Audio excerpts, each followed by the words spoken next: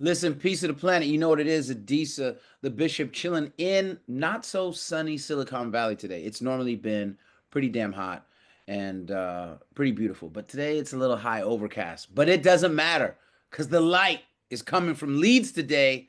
I have Liam Cann from Immortal Martial Arts, which is honestly, it's like my favorite school up there. You know what I'm saying? It's my favorite school out in the UK. Liam, welcome to Bishop Chronicles. How are you doing today? I'm fantastic, and it's one of the few times where we're going to have Leeds actually being sunnier than America. Can you Yeah, imagine? yeah. You know, Mark your calendars. the first and last time that that's happened. Yeah. Yeah. So I'm fantastic. Thank you so much for having me. Man, so look, you're not just running one of my favorite school up there. You're one of my favorite people up there for a ton of different reasons. But for those that don't know you, I'll try to describe him really quick. I'm gonna let him describe himself. So Liam runs Immortal Martial Arts. He has an amazing team of people, really skilled, gi and no gi there. He also, do you host those MMA events or do you just get fighters in them? Yeah. Yeah, Yeah, yeah, yeah, absolutely. Yeah, yeah, I can yeah. go into that a little bit. Yeah, I run a regional promotion called Almighty Fighting Championship. They've had, I think we're on our 42nd event this weekend coming. Yeah. Over how much time? I bought into the company when I think they were around 30, 35 events. I should know that, shouldn't I? I really should know that. But yeah, I bought into the Yeah, company if you around don't, no one will be mad. 35 events. But no, it's the baby of my business partner, Ray Thompson. He's a machine when it comes to the MMA side of things. And he's like a dream business partner because he's an absolute obsessive over MMA, like the perfect person to run a promotion with because he's in the trenches day in, day out. He also Yeah. judges the shows. So he allows me to do a little bit more of the logistics, work on the team. And of course, with the sort of potential conflict of interest there, we have an agreement where he does all of the matching. I say yes or no, and I have no input whatsoever All right. into the That's actual dope, fight. It's man. really That's important dope. to me. Yeah. And I just really love it. I've done a few seminars over there and guest taught a few classes and it's always fun. The team is always incredible. And so that's how I describe you. How do you describe you? Yeah, I appreciate that a lot. I think we've got a little bit of a kindred spirit for anybody who doesn't know Adisa. When he first came to Immortal Martial Arts, I mean, we just sat down and just talked for an hour nonstop. The time, boom, gone Yeah, I instantly. It's know. really It cool. was more than an hour, actually. It was more than an hour. Um, Yeah, yeah. it's almost like if you've got the Venn diagram of Adisa or a Venn diagram of Liam, it was more of a circle. You know what I'm saying? So yeah, that was a cool time, man. So yeah, my name's Liam Cann. I'm 36. I'm a black belt first dan. I've been training all different types of combat sports for about 16 years. Head coach of Immortal Martial Arts, and yeah, just another man who's just a completely in love with martial arts and gets to live it as my job, which is just an incredible blessing. Yeah. What a blessing. So tell me about your start in martial arts in general, and then how did you find jujitsu? I had I had a very visceral like hit me in the face how important martial arts is, and I mean that literally. So we I had a friend of mine who was weightlifting, a good guy at the time, and he actually sort of he collared me because my form was bad. And I Mm, thought, "Ah, man, this guy is actually taking the social risk, come and talk to me, and actually sort of like put himself out there just to keep me safe. We became great friends, and then he asked me about jiu-jitsu, and I had no idea what that was. We actually put some mats down in a squash court in Lancaster University in 2008, I believe, 2007, somewhere around there. And then he just battered me, and he was a bigger, stronger guy. He's a former powerlifting champion, and yet right, the way he battered me was effortless. It wouldn't have mattered if he was 50 kilo, that was the right. thing that really stood with me. And I remember in that first session, not that I don't even know how I got caught in it because you'd be embarrassed to get caught in it nowadays, but it was like a double arm bar with his Yeah, legs down like this, like yeah, that. yeah, And yeah. It was I one was of trying those. to posture up out of it. And as Yeah, I postured, I stacked and fell and hit my face. You know what I yeah, mean? And it was like, you need to do yeah, this, and you need to yeah, do this and you need to learn how to be that technical. And I just fell in love immediately. I fell in love with the idea that the technique conquers all. yeah. Absolutely. No, absolutely. And then, when did you get your black belt, and what was that day like? Did you know it was coming? So yes, and this is actually something I believe you've had on, Jude Samuel. Yeah, yeah, Um, yeah. yeah, so I was a bit of a Ronin. I had the blessing of my first coach, whilst being like a really lovely individual, had quite a lot going on in his life. So whilst he was delivering good quality information, it was also one of those where, for me, with my first coach, I had like a healthy sort of critical eye for what I was trying to learn. And I'm a bit of a Mhm. nerd, as you well know, bro. Do you know what I mean? Slightly.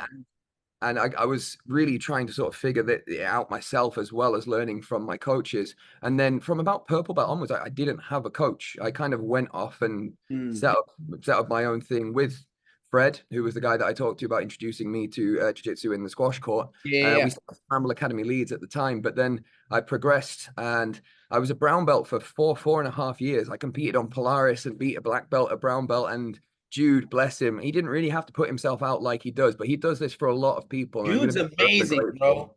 That guy, 100%, bro. right? Do you know, you're going to struggle to find somebody, maybe yourself, who's had that much time, that much influence on martial arts. You know, He's he's been he's he's around far BAMA, beyond he's been me. around Bellator. Yeah, he's like the father of combat sports in the UK to a degree. You know what I Yeah. mean? So Jude spotted that I was a fairly decent brown belt. He spotted the same thing in Fred, and he actually put himself out there to put his name to me and give me a black belt. And that's one thing that I'm like you find those types of people like one in a million. Do you know what I mean? Like 100%. who's going to take the risk to do what is essentially one of the biggest things that you could possibly do for another person, facilitate that moment? What a G, you know? So on the actual day, I did have an idea that it was coming, and I'd kind of talked myself out of the moment with it being 4 years. I didn't think it was going to impact me that much. And then I Mm. was just a blubbery mess, of course. Do you know what I mean? Um, I had the smile on my face you might as well have tattooed it there. It wasn't coming off. It Yeah, was there for a week. You know what it's like. yeah. You know, No. what about yourself? So, I mean, my journey is just weird and choppy, meaning like I start with Half, then my kid's born and stuff's going on. So I go to Charles, get the blue belt, doing my thing with Charles for a bit, Charles Gracie, and then um my journey towards black was about as slow as you can go and still get it. It's about as slow as you can go because I got, two, then three kids, and I'm married, and I'm running this nonprofit at the time called Hip Hop Chess Federation, and running around, and so like I couldn't train that often, right? Because of just work and kids. So I was in and out, in and out. And I have this phrase that I tell people all the time, like try to keep one pinky toe on the mat. No matter how crazy your life gets, no matter how disconnected you feel, I was doing solo drills at lunch at my job. So when lunch would come, I worked at a high school. I would go into the wrestling room because the wrestling team had disbanded, but they had dummies and mats. So I would just do that was my lunch, and then I'd eat at the job. So I wouldn't eat at lunchtime. I'd do jujitsu at lunchtime, and literally that's how I got from blue to purple because I would go to Heroes, but I wouldn't see Gumby very often. I started training with Gumby when he left house and started Heroes in a garage, very Fight Club style. Like literally, there were two Rottweilers in a warehouse off Heading. Heading's like by the airport, and just a couple killers. You know what I mean? And that was it. Then he got the Hero's place, starts building it up, and it just kind of took me forever to finally get to purple. And then I started teaching out of my own place when I was doing Hip Hop Chess Federation, and then that's when he gave me my brown. And then the pandemic hits, I get divorced, I'm traveling, I'm kind of half in the UK, I'm half back in the States. It's a global pandemic. And but even when I was traveling, I was training wherever I could find a little bit of time. So the first place I trained in the UK was Aeon Jiu Jitsu in London. Um, Eamon Madden, great guy. He's a judo black belt and a jiu-jitsu black belt. That guy's amazing. He really saved me during the pandemic. So I got to join one of their little pods, work with him and his guys there. Then I ended up in Leeds. Um, Found a guy at the GB school there for a little bit and worked with him. And then I came back, was training, and I was staying in tune with Gumby and a few other black belts, just kind of saying, "Hey, this is what I'm doing right now, whatever." And then not long after I got back, um, Gumby gave me my black belt, and I did not expect it. I did not expect it. Um, I'm a little jealous of that because I don't know how my emotions would have been in that moment? Like, the speech that you have to give and all the rest of it. But you Like, know what? I yeah, didn't even give a speech because I was breathless. So I can basically, believe it. Yeah. so basically, Heroes had its downtown facility, and everybody in San Jose knows Heroes downtown, right? They know it, and so like they had a new school open up in East Side San Jose, and ran by a guy named East Side, who's a savage. Shout out to East Side, and you know what I'm saying, Chuck and the rest of the crew. So they had opened, and then I told him I had just gotten back from the UK. I said I was gonna go to the East Side opening. I didn't make it because my life was, I have a very chaotic life at times, and so I didn't make it. So he was like, "Dude, come train." I was like, "Okay, okay, okay." So I went, and there were a lot of dudes who had just gotten their black belts on the team that I hadn't seen. And I'm somebody, I don't care when people got, because I'm training forever and I'm watching people start their first day and get their black before me. And it never bothered me. Like I was never why is this dude getting his black when because I knew, bro, you were fragmented training ass, you're getting old, injured, half leg ass. Shut up. Just keep training. So there was an inherent belief that I was unworthy. Inherent, Okay. right? The other part of it was I had met and trained with Elio Gracie in 1997 while interviewing him, Hoist Gracie, before around like UFC 4 or something like that. And Horian, like Hiron Gracie was the translator. He was a green belt. He was a green belt kid with a boot on his leg because somehow he had Yeah, broken. it would have been an 8. Right? So when I met Elio, the cliff note is he was so amazing to sit near and be. He was showing me wrist grab escapes and all this stuff. And I was like, I want to be like this dude. So I never had thoughts of being a Mundial champion. I never had dreams of competing in Abu Dhabi. I never had, like, I was there when BJ Penn had his first day in the gym. I saw him and Dave Camarillo roll first day in the gym. So I knew I wasn't like those guys. I didn't have any illusions about my skill sets or my intentions. After I met Elio, I said, I want to do jujitsu forever. And forever was more important than a belt. Forever was more important than MMA championships. Forever was forever. Until I die, I want to be in a gi doing and teaching. So I didn't care. What I didn't realize is by choosing forever, the black belt was guaranteed. I didn't know that. I There's a didn't clip. know that. That's pretty So pointy. I go to the class, I roll around, and he's like, "All right, guys, great class." Everybody gets up. So I'm like, "Cool, dude," getting ready to bail. One of my friends who I hadn't seen in years is pops up in the class. That's how oblivious I am to this. A guy I knew since I was 4, my first friend in life, Professor Billy Ray Chubbs. Yo, they call him Megatron. He looks gigantic.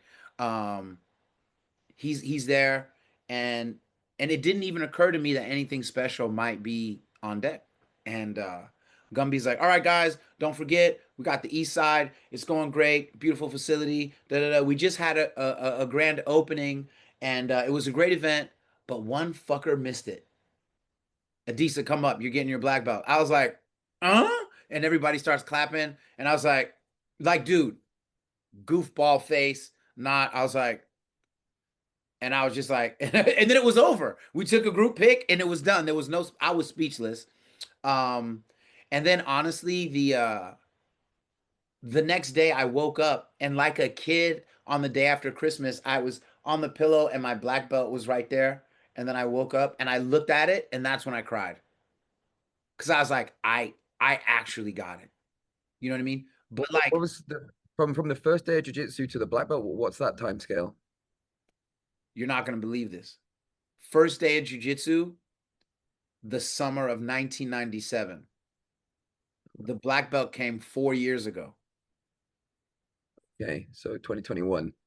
So 25 years. Yeah, right. And Congratulations, man. Honestly, that's like one of those sort of like stories that people should like listen to and give them confidence. Do you know what I'm saying? I mean, I hope so. I don't, I feel still like a bit of shame around it, like I wasn't taking it seriously. I mean, BJ Penn got it in like 3.5 when I met him. right? You got Dave Camarillo, Cameron Earl. He's a psychopath now, but at the time he beat Marcelo Garcia by submission twice in his prime. Teammate, okay? Like I was around Apex Predators. Kurt Osiander was a purple belt when I met him. He had just gotten back from training in Brazil, and he was a fucking killer. You know what I mean? But he took a liking to me and was kind to me. Him, JD Penn had a big part of inspiring me. So did BJ. Alex. Like I can name a lot of people, but my point is that um, I just love the sport, and I was always fascinated by,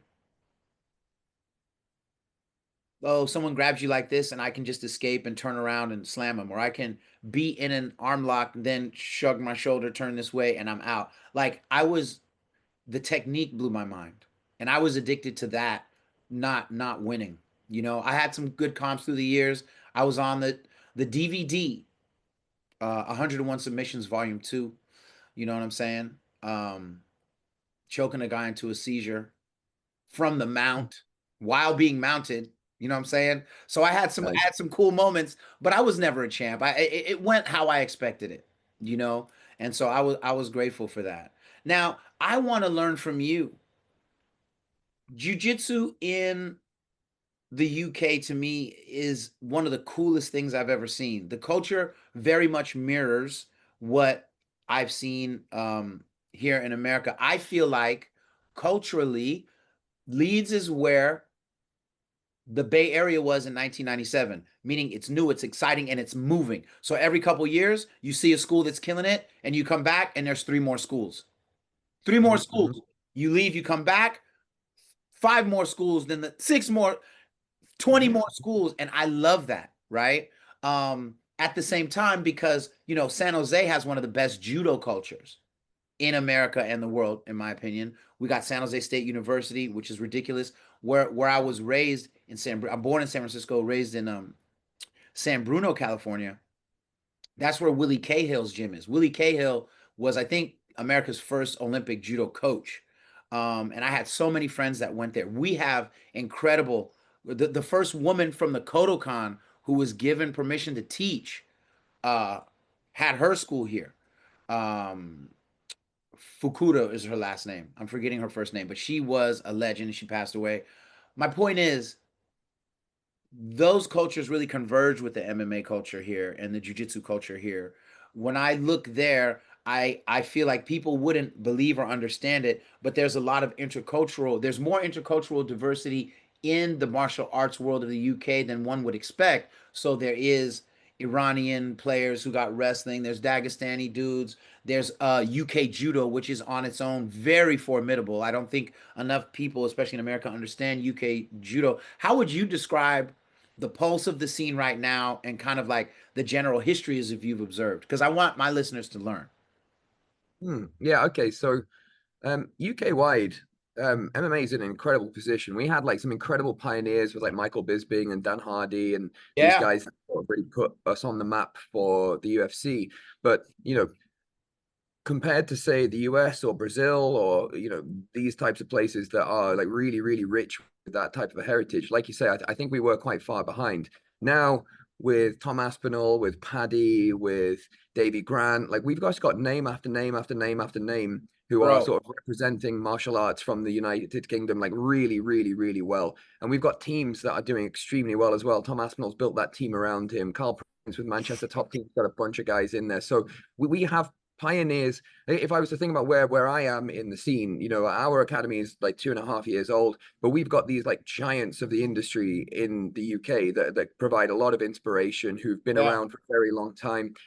Even within West Yorkshire, there's a gym called AVT, which had a guy called Danny Mitchell, who was in the UFC as well. And that guy, I mean, you want to get a case study on like an incredible martial artist. Like he's done bare knuckle MMA, bare knuckle boxing. He's been in the UFC. He's done jiu-jitsu. AVT, respect, man. For real. I Yeah, know AVT. Yeah. yeah, and so around West Yorkshire, we've got some real big giants that um you know cast a big shadow that we have to work extremely hard to get out of. So I like to think of us as like the guys who are out there to prove something. Do you know what I Mm, mean? We're mm, there And we've got to do what don't we have in terms of 20 years of history? We have in a bunch of nerds. And I love that because at the end of the day, the Yeah, but a sport is bunch. ever evolving, you know, and the foundations are really strong. So Immortal Martial Arts is actually the fourth academy that I've run.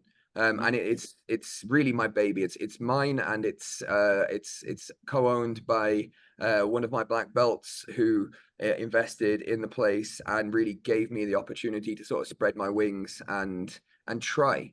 You know, I'd always had a lot of kind of out there ideas, and he gave me a little bit of permission to put my time and put my effort into something that could grow. And so I'm forever grateful to Charlie Marden for that. But IMA, what is different about IMA compared to some of the others within the space or within the UK? There's a hunger, there's a reinvestment, and there's a community there that is enormously encouraged to have their own unique styles, to be critical thinkers, to have the right language when it comes to concepts and techniques, to look out for each other and to work with each other, and to take every area of the sport and beyond and try and optimize it to the best that they can. So it's not just your fighting ability, it is your mindset, it is your relationship off the mat, it is your coaching quality, it is your weight cut and doing that scientifically, it's supplements and even little tiny things that like don't make a huge amount of difference. But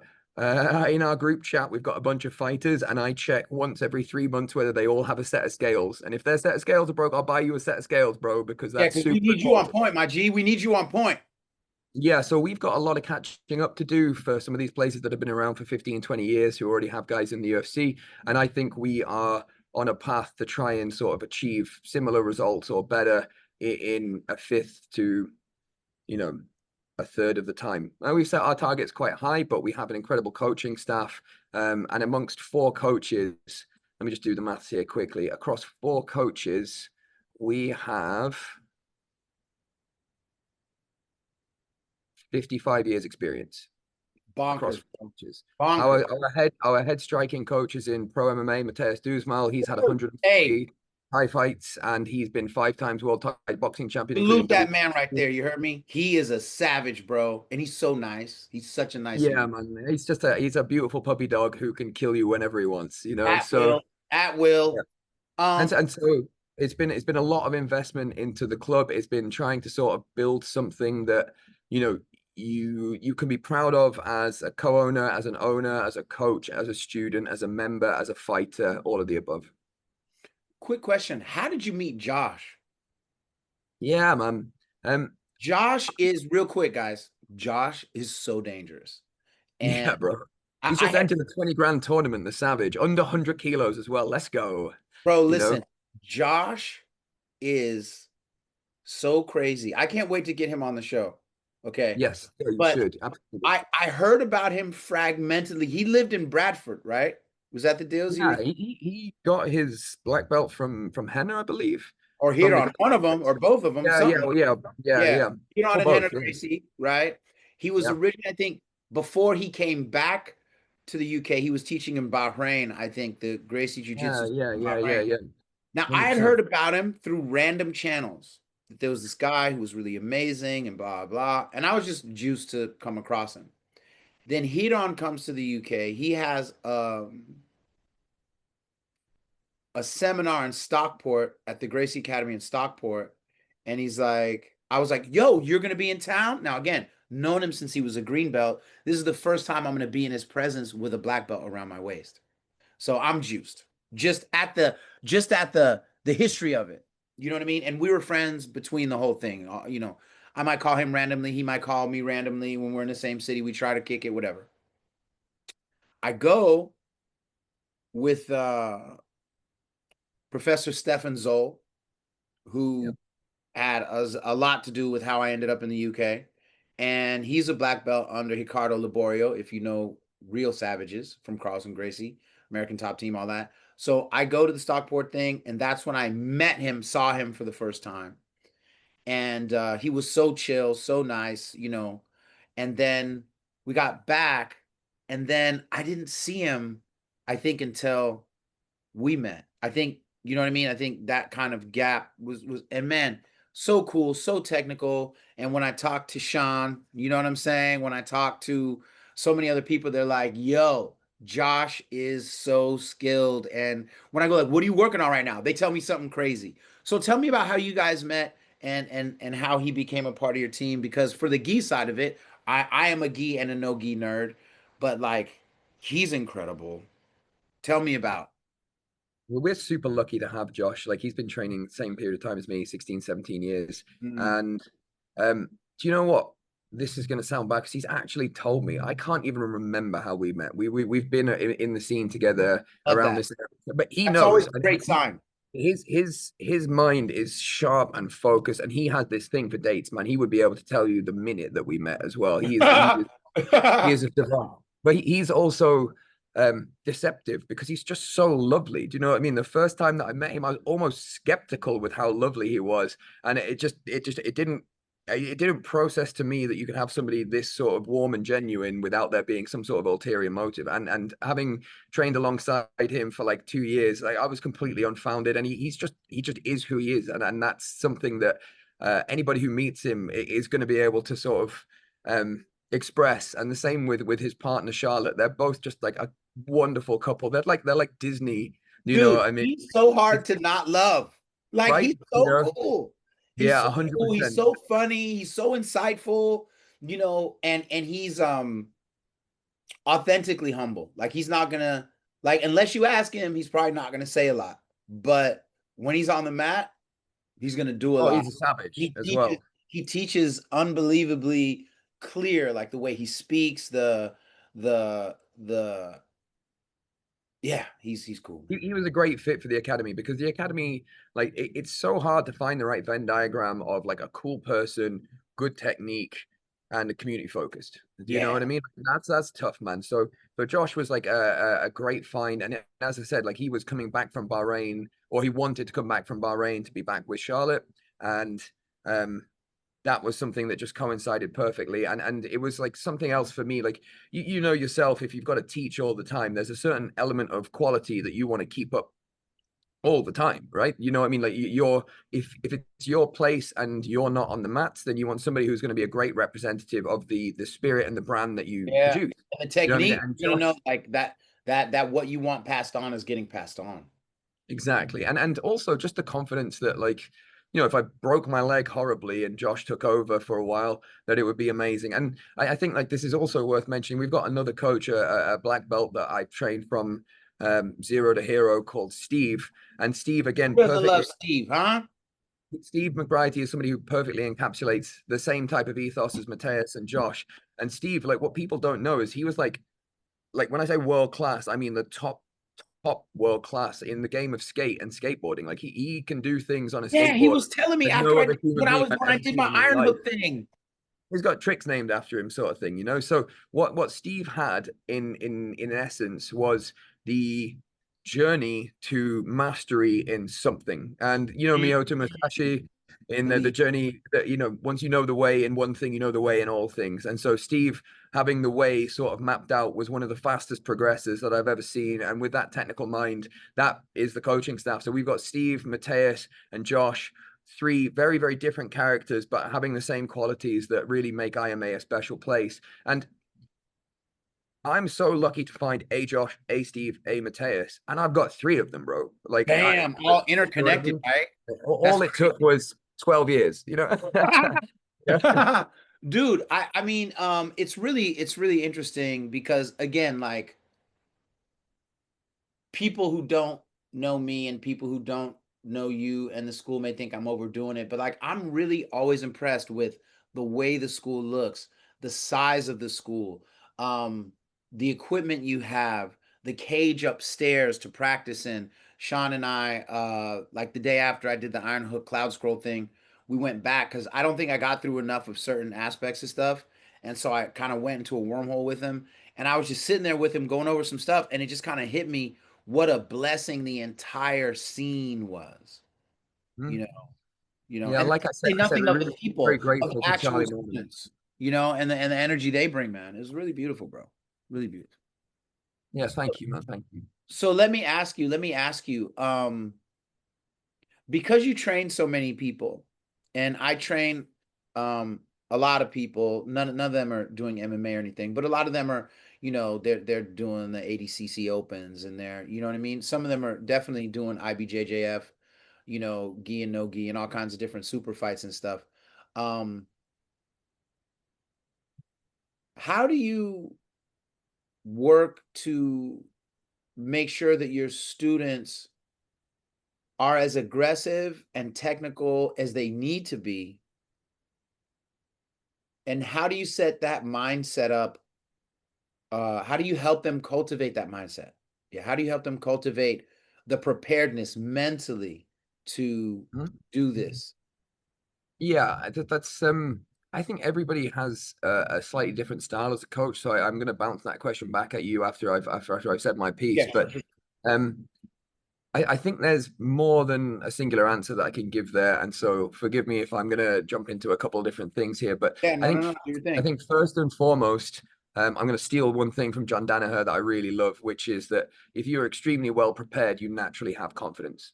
If I had Boom. if I had to do a driving test, if I'd spent 10 years practicing driving, I'm confident I'm going to pass that test. If Right, I've got to right, do a driving test and I've never set foot in a car, man, I'm nervous. Do you know what I'm right, saying? right, So I think first and foremost is your students seeing you on the map. I think your students seeing you having a student's mindset and innovating and progressing. I think right. your students seeing the passion from you as a coach. But then in terms of them, that they're all quite different. So um, whether you're a flyweight or a heavyweight, you kind of need something special for you. So the first thing that is really important is that um, the guys are encouraged to follow what they're interested in. They're encouraged to follow the styles they want. And my role, I feel like, is to give them the highest quality fundamentals, the absolute non-negotiables. You know what I mean? Like you must make weight, you must make sure you have your underhook, your basic fundamentals, and then to sort of allow them to come to their own conclusions with guidance and with receipts. So I really believe this is a big part of coaching, which is I don't think that there's ever going to be, and I know this is going to sound a bit grandiose, but I will never teach a class where I don't have the ability to explain and articulate to you why you're doing this and Mm. and what's the underpinning principles and ideas behind that particular technique. And I think even when you and I share the mats, we share that quite a lot. But that there's always this idea of not just why are you doing something, but also why are you doing this in relation to what your opponent's doing. So once you can Mm. build that level of confidence, I think that's really important. And then on a more psychological level is getting to know your individual and getting to know your fighter. We've got one guy going for a title this weekend, a guy called Harshal, and he's very talented. He's been training for 8 to 10 years, I believe.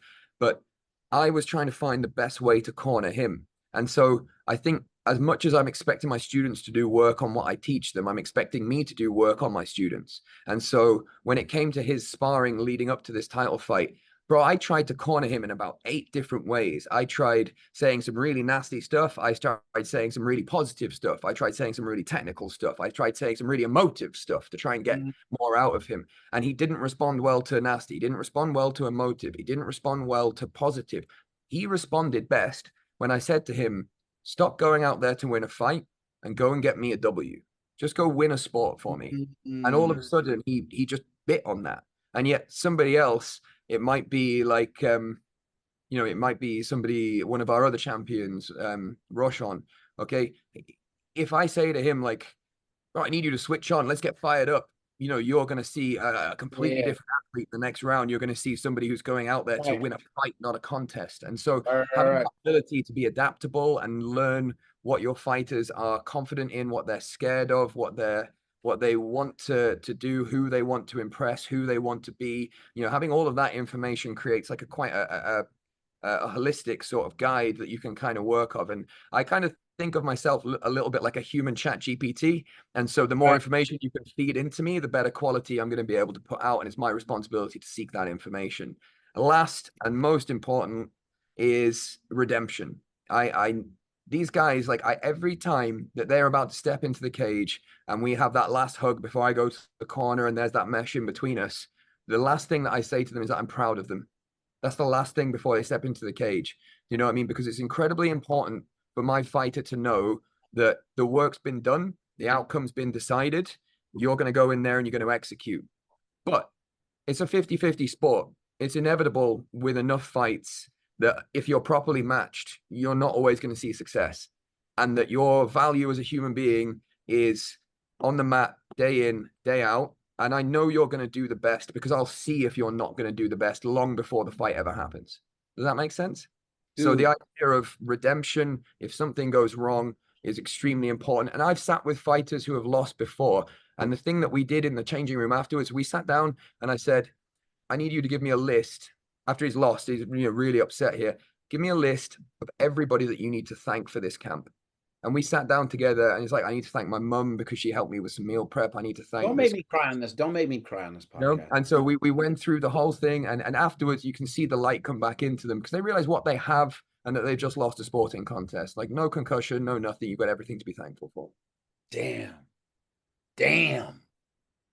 And people, this is why he's on the podcast, right? So let's go back a little bit. You know, you talked about the coach being there and not just explaining the technique, but explaining why. I actually repeat that all the time, especially in my fundamental classes. That, you know, to me, one of the things about teaching, but especially as a black belt, I said is like, you know, and it's actually also a differentiator that I believe is between mixed martial arts and jujitsu specifically, as opposed to traditional martial arts. As I said, you know, you might do something in kung fu and they'll be like, hey, why do we turn our hips like this when we reach like that? And they'll say, because this is how Sifu taught us, right?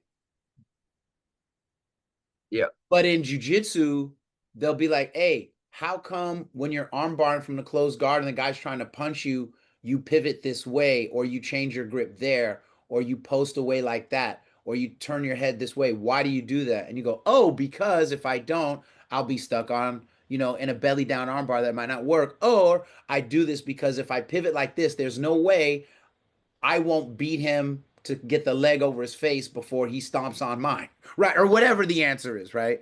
And I Yeah. and I say that like, and your instructor, whoever they are, should always be able to give you the why. And I said, and if I can't give you the why, I'll tell you that I don't know, and I will go find it and I will come back.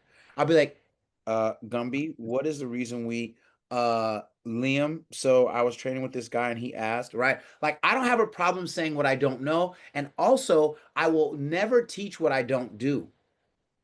I'll Okay. never That's teach what I don't do. Like I'm serious about that. People be like, "Hey, what do you think about da da da? How do I escape?" I'll be like, "You know what? I don't use it." okay. Maybe I can maybe push back a tiny bit on that and then ask a Yeah, question because go. maybe that needs a qualifier. But would you how would you approach that? Let's say you've got somebody who's a 50-kilo girl and a 120-kilo guy. Do you Mm, know what I mean? You've got these different body types.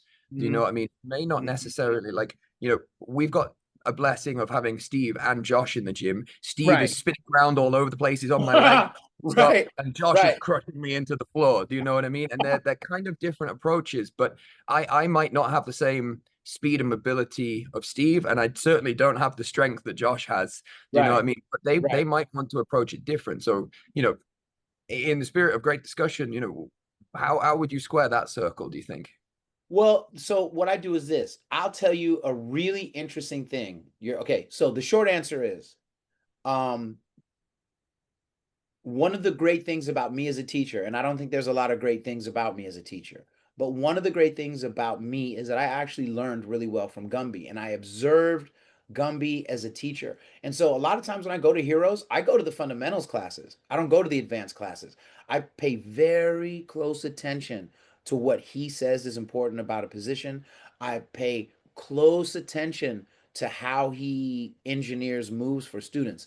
And one thing he told me years ago was that, you know, Heroes is known, at least in the early years, for having really big dudes.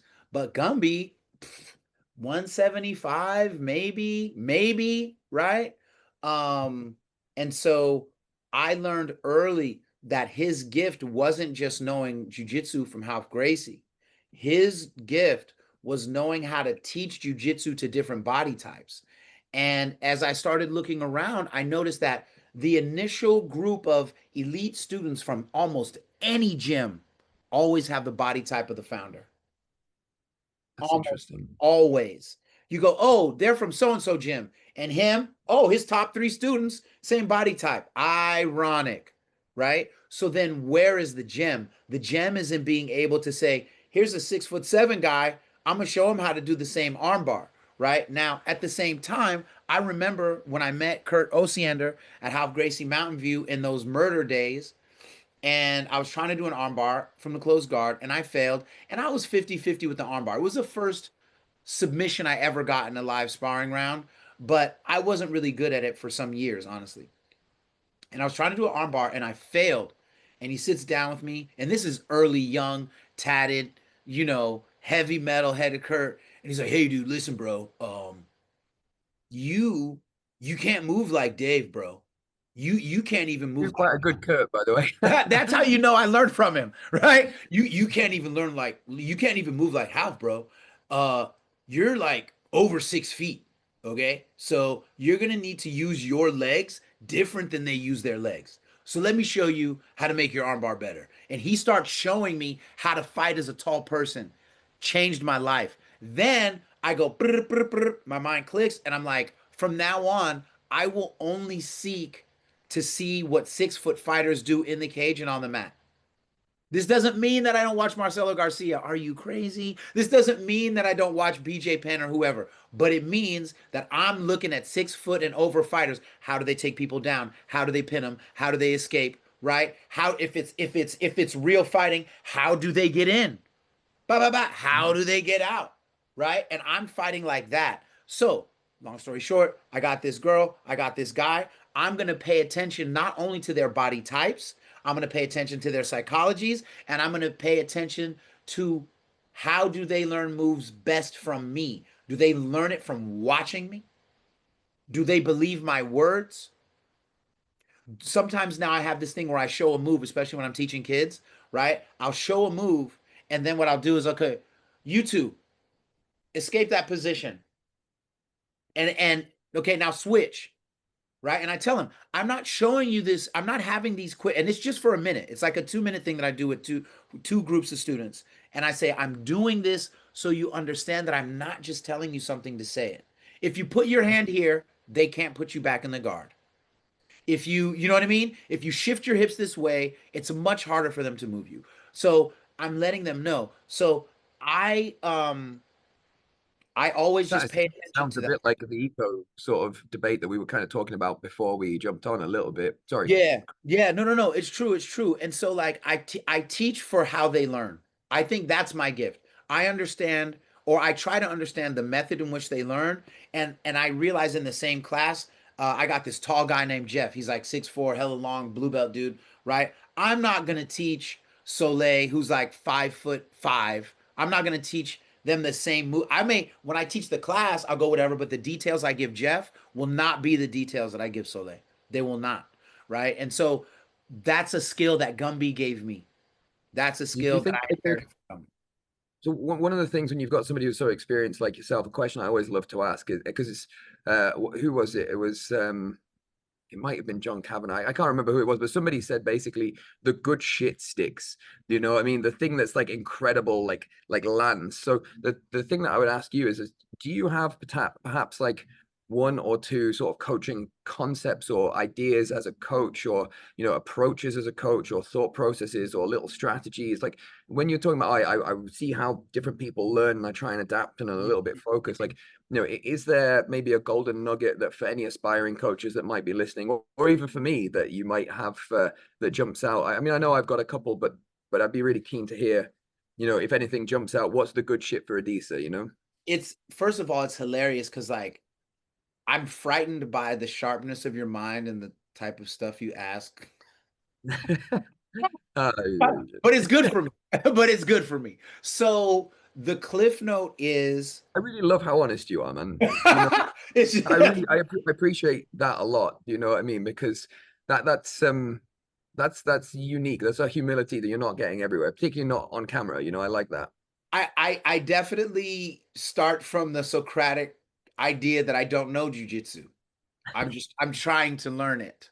Right. I may hold a black belt around my waist, but I'm still trying to learn it. Um, big concepts. The first big concept I got was from Gumby, which is this script of safety, position, and finish, right? So as I speak to you in this moment, but in your roles, ask I got me a yourself, notepad to write these things down, you know. ask yourself, right? Safety. Before I can think of beating Liam, we're standing up or we're starting from the knees or wherever, or we're in any given position. Before I can think about beating Liam, I have to say, how can I be safe here first and not take damage or give my opponent grips that allow them to harm me? Safety. Position. Once I've made myself safe, I get to a position where I can have an advantage and I want to maintain that. Okay. And from that, at its apex, finish. Okay. Finish So, has several different ideas though. So this was Gumby, safety, position, finish. As I kept running that in my brain, right?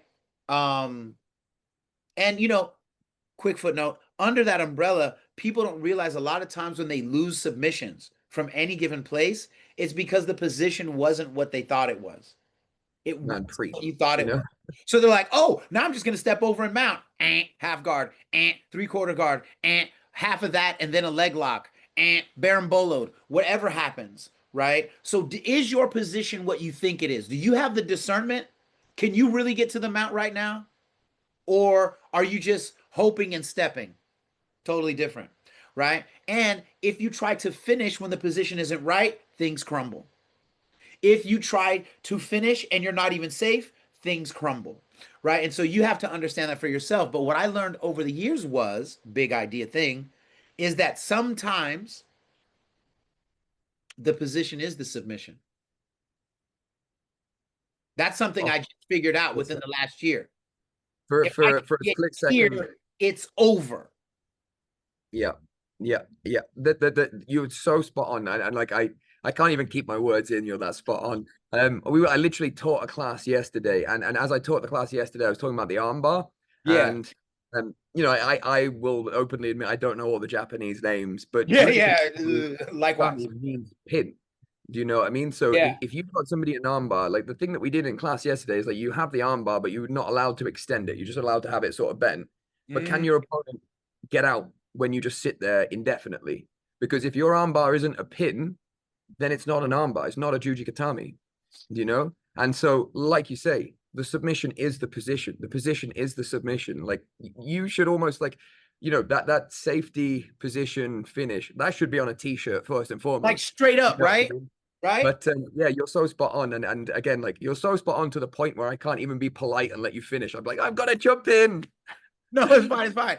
And then I learned this. So sometimes the position is the submission, meaning I step here, I'm leaning, they'll tap when I get the okay, cool, right? Because I got their arm in some way, or I had a grip before I changed, right? And into the advancing position. The other thing though is that now I am trying to advance my position into the submission.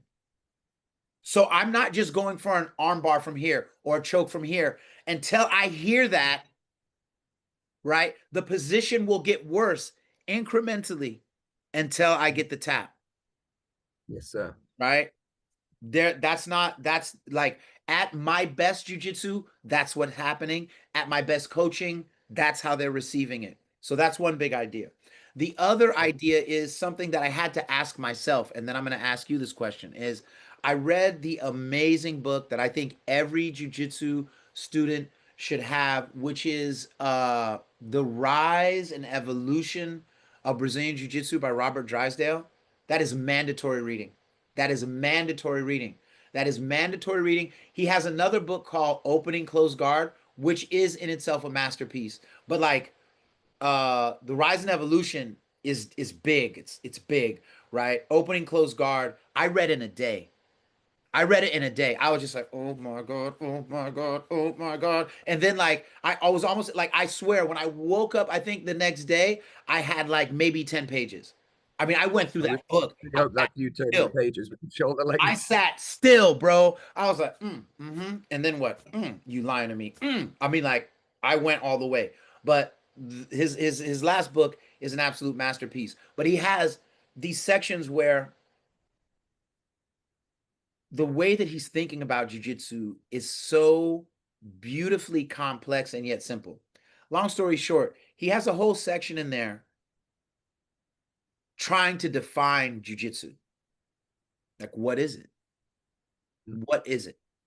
And because there's self-defense, there's no gi, there's in the gi, there's in a cage. Just those alone are problematic and very different from each other, but still jujitsu, right? If my hand is jujitsu, no gi, in the gi, MMA, self-defense, all part of it.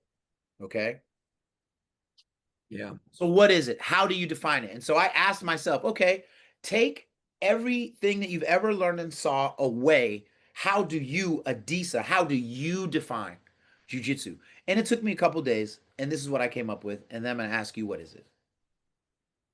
My response to that question is Brazilian jiu-jitsu is a fighting style, not a martial art, and that's specific. It is a fighting style that uses logic, leverage, and timing to overcome an opponent of any weight, strength, skill, speed, set, or style.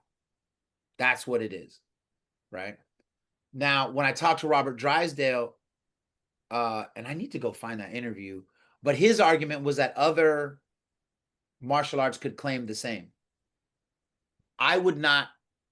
I don't remember what my answer is at the time, but every once in a while I hear Robert Drysdale being like, "Yeah, but you're not the only one, dog." I can hear that, and it irritates me at my heart. And so, what I say is that that may be true, but we do it the most consistently and efficiently, and that's because we evolve, right? So I'm not saying that judo doesn't have the same claim, but I'm saying that judo doesn't expand near infinite methods from every given pin, position, or throw. So that's how I define it: logic, leverage, and timing. And so I hammer this into the student. I say, logic. Why are we doing this? Right? Like, I'm not just pulling my arm back because I'm pulling my arm back. I'm rotating my palm down and pulling this way with my feet here so that you can't A, B, or C. Right? Mhm. Logic, leverage. Specifically, my goal in doing the technique is that I'm going to move my hips around him, or I'm going to keep their hips still because I want to A, B, or C, right? There's a very razor sharp reality of why I'm moving this way. It's not happenstance.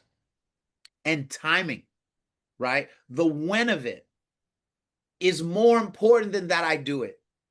The when I do the move is more important that I do the move. I still remember seeing Gumby teach, and he was talking about timing, and he said, the right move at the wrong time is still the wrong move. Absolutely. Oh my God, the goosebumps. I Absolutely. still remember being like, you know what I mean? When he said that. And so timing, Light bulb moments are like the best, right? timing over the last 2 years has become probably my biggest theme of any technique now. I don't care whether I've done a technique a million times or I just learned it. I am trying to understand the timing. But what I'm realizing now is that the timing of the move, your understanding of the timing, is actually predicated upon your understanding of the proper grip sequence. If your grip sequence is unclear, you won't even know the timing. Yeah. And then certain techniques have umbrella, what I call shadow timings, that this timing has to be right in order for these quieter movements to even exist. So Yeah, how I'm I'm a, jitsu? I'm What a do you think huge about what fan I of said? yeah, I'm a huge fan of analogies. So like the analogy for what you're saying there is if you're driving down the road, you might know how to turn left, but if you don't know the turnings coming up, you'll miss it, you know? 100%. Yeah. Yeah. So if you took a couple of days to define it, I'm on the spot here a little bit. Can I just steal? No. Okay, I'll just steal your, Now, would you mind if I cheat and define grappling rather than Brazilian Jiu-Jitsu? And what I'm going to do is just I put a like little, that. I'm into it. I'm going to put a little qualifier on that. Number one, I'm a black belt first dan in Brazilian Jiu-Jitsu. Do you know what I mean? Right, That's what my right, black belt is. I'm not a black belt at grappling. Do you know what I mean? right, right, right, right. I would like to think of myself as very good at grappling, but you know, I'll concur. but the reason that I would like to define or to talk about grappling a little bit more is because um, if you if you hear Seneca talking in his letters, right, and I know you're a fan of this, right? He talks about Epictetus, and he says, "What's true is mine," right? And Say when that it again. comes, Was what? Say what that again. what is true is mine. So it Yes. doesn't matter if it comes from a competing school. If it's Right, right, right, true, right, right. it's Yeah, true. yeah. Okay. And for me, like, let me ask you a question as if you were a brand new outsider who'd never really seen any grappling jiu-jitsu or anything. Like, realistically, if you look at side control, where somebody is pinning another man on his back, Mm. what sport does that look like the most? To What's me, what's in my animal brain, I would say wrestling. right? And so at the end of the day, if I was to look across the planet for who has the most spectacular side control pin, intuitively, I would think that wrestling would have a lot of experience there because it's the name of the game, right? The name of the game of wrestling is the pin. That's the end. That's the rear naked choke of wrestling. You Yeah, know, so the yeah, urgency for with somebody to develop an incredible side control pin in jiu-jitsu or in wrestling. Now, that doesn't mean that jiu-jitsu guys' side control pins are not good. Of course, they're fantastic. But what I'm saying is that if you were to overlook the value of a wrestler when it comes to side control, there's a strong possibility that you might miss out on a golden detail or a different paradigm slash way of looking at things than you agreed. would if solely jiu-jitsu, gi jiu-jitsu, sambo, judo. Yeah, You know what I yeah, mean? So the thing is that, you know, Sambo, for example, might get a bit of a bad rap for the leg lock side of things, not being as advanced as jiu-jitsu. But I would argue that, like, actually, whichever one works the best is true. And that just so happens to be Danaher. Do you know what I mean? So once we take away the actual nomenclature of these different sports and actually just look at it as grappling holistically, well, upper body throws, who has the best upper body throws? Greco-Romans. Right? And judo, Greco-Roman and judo. Yeah, Those two sports. So if I want to take you down with an upper body throw, guess what I'm studying? If I want to take you down with a lower body, double leg, single leg, guess what I'm studying? freestyle, maybe folk. Does folk? Man, I don't know folk that well. I do a ton of folk style wrestling. Do Ton of it. you I do really? Okay, so a ton of front rolls, a define ton of folk leg for me really rides. quick. Define folk for me and how it differs from freestyle, just so my brain can try to retain it But again. for me, I see folk style wrestling, the primary difference maker between folk style and freestyle is whether or not you're allowed to lock your hands. And if I Ah, that's lock my right. hands, That's right. My boy Zaire used to try and tell me that, and I would always lose that because he was a folk style wrestler, and so my brain would 100%. never properly get it. And by sort of looking at the values and the nuances and the difference makers between the different rule sets, like if I learn to leg ride you and have a hand free, well, that hand free might be great for MMA. But are you telling me that in jiu-jitsu, if you've got a spare hand, that doesn't help you? You know what I'm saying? You know what I mean?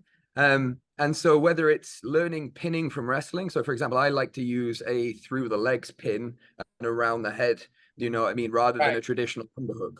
You know what I mean? right. Because it keeps the hips flat. And in a wrestling context, I'm more worried about you wrestling me back. In jiu-jitsu, I might be worried about you regarding. But the fact is that if I keep your hips flat, I stop the regard. So Mhm. my side control pins are influenced very heavily by wrestling. You Okay, know what I hold mean? on a second. So you have, let's say, the person's head is by your left shoulder, your left arm is under their head, your chest, Yep. your solar plexus is on their solar plexus. Where's your right Yep. hand then? My Where, right hand would be between their legs with my bicep interacting with their, in this situation, it would be like down the their, middle, or it's yeah, reaching their up? left thigh Oh, hamstring. So yeah, I'll just like like through here. Do you know what I right. mean? On the And far I like leg or the that a near lot leg? because On the yeah, far on the far leg, leg. you know, because it keeps the hips flat. I can put my eyebrows on the floor. It negates the underhook. It will fatigue my opponent. And whilst you know it might not be perfect for setting up a Kimura or an armbar, it They're is not. what wrestling considers to be a very dominant pin. Do you know what I mean? And at the end of the day, when I'm in side control, my idea is to pin you, right? That's the side control. It's side control pin, not side Yeah, control. It's not side control headquarters for Kimura.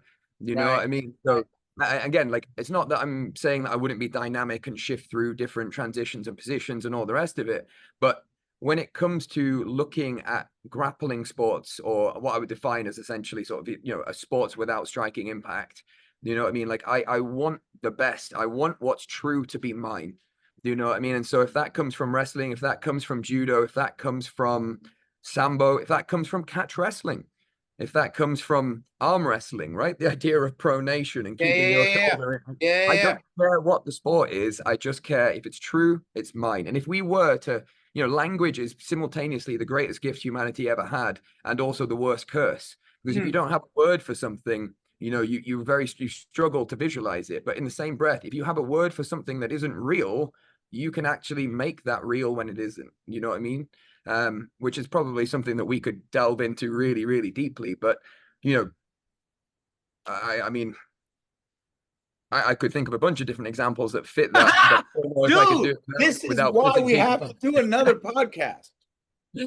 Right. So So for people that wonder, what is Adisa like when he's away from the mat? It's like me sitting next to him, sitting around for hours. I went to IMA with Sean to go over some stuff with him, and it was about noon, and I think it was almost 3 o'clock when things were getting ready to start that we blinked and were like, oh my God, yeah. we Yeah, I remember lost sat on the table. I know exactly where we were. I time. was sat on the back of a chair. You remember? We lost time. And I have a theory that one, that time isn't even a real thing. It's just a man-made concept because we aren't here forever. So we time only matters to us because we're not eternal. But that in any given thing that you lose time in, you're you're not aging. It's a presence, isn't it? Yeah, It's yeah. it's the Like same you flow age as when you're aware of jujitsu, time, but if you're in the moment, you're not aging because you are present, and you are also in your truest self when you're losing time. So I always tell people, I don't care if you lose your time gardening, hanging out with a friend, jogging, right, cooking, whatever you lose time in, you need to do more of. Whatever you lose time in, you need to do more of, right? But I lose time with people like him, right? I lose time, and that's one of the, listening to music, whatever gets you through, performing music. Like, do what you lose time in, man. I really love unless it's do conversations. that. I really love our conversation. Unless it's drugs, don't do that. Yeah, yes, and less, right? Like none of that, none of that, none of that. Stay sober, kids. And so look, speaking of losing time, I have lost time with you to the point where I need to tell you I am going to listen. I love Immortal Martial Arts as a school name, but I'm going to an academy today that I think has one of the coolest names a school could have. It's called the Afro Bushido Academy. And like the logo is like something from what was the samurai cartoon that RZA was doing? Um Oh, you're gonna kill Afro me with that. Samurai, Yeah, there right? we go. Yeah. So it's got this flipped logo of one of the ninjas with like this huge afro. Anyway, I'm doing a jujitsu camp over there. It's me and then Rahman Jamal, who's the owner of the academy. This woman named Miss Mariana, who's like a group kind of like healing circle counselor, and then a guy named Carlos Levexier, who I need to introduce you to. He is one of the best wrestling coaches and historians I've ever known. Ever known, ever known. I'm gonna have him on the show. I need to get you both on the show at the same time. That's what I need to do. That'd be Um, cool. but we're doing a teen academy thing, and so I have to go. Um, but I knew when I spoke to you we'd need to speak for like 2 hours, and then I realized I don't have the 2 hours. So we are going to do a part two, and we didn't even get into philosophy. We didn't But even we've got touch. philosophy, we've got AI, we've got Yes. Oh my God. You guys don't generation. even know what he knows about AI and how it. Oh my. I'm gonna stop talking. You don't know what he knows about AI. That's all I'm telling you. And when he comes back, he'll show us all. Um, but it's an amazing time. I want to thank you for coming on Bishop Chronicles. We have so much more to talk about, and we will talk soon. I'm talking about week, 2 weeks tops. You'll be back because we have to go deeper into this wormhole. Um, the way that I end every class, whether it's kids or adults or it's a private, is I always say thank you for improving me, right? Yeah. And what a lot of people don't know is that, um, especially in the West, people look at the bowing as a weakness, right? Because from the West, usually, normally, if someone bows to you, they're acknowledging you as some kind of hierarchical thing.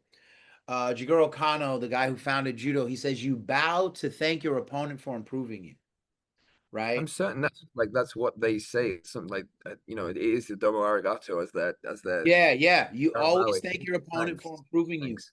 And I knew a guy who's like, man, I don't like bowing and blah blah. And I know in jujitsu we do the hand slap and fist bump.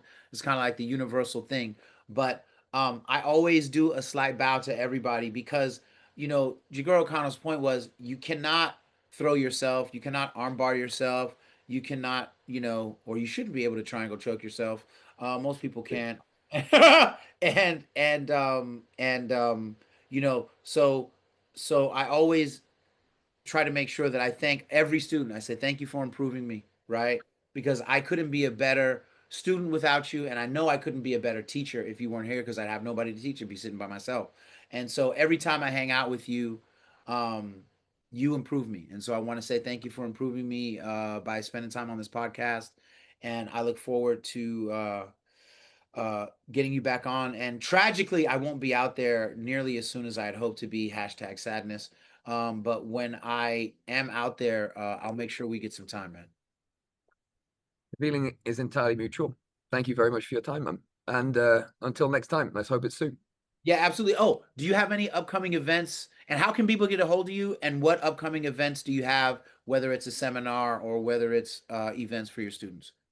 Well, if you want to see me styling on people through the CCTV cameras in our gym, you can find me at Liam_Cann, which is CANN for November, _BJJ. That's me on Instagram. Immortal Martial Arts is the gym. That's IMA.Leeds on Instagram. Yeah, we've got an event this weekend. We've got five guys fighting, and I'm constantly doing stuff. There's no need for me to push any product right this. I'm telling you, when he says constantly, he means constantly. Yes, sir. We've got 4 events in the diary before the end of September. So yeah, we're going hard. Like when I say that we have a lot of catching up to do to the gyms around, I'm deadly serious and we're putting the work in. No, that's beautiful, man. So have a fantastic rest of your week. I look forward to throwing this up soon. And good luck to you and all your business partners and all your training partners and all your students because you guys are doing amazing stuff. Wicked. I'm very grateful. Thank you for your time. All right, see you soon.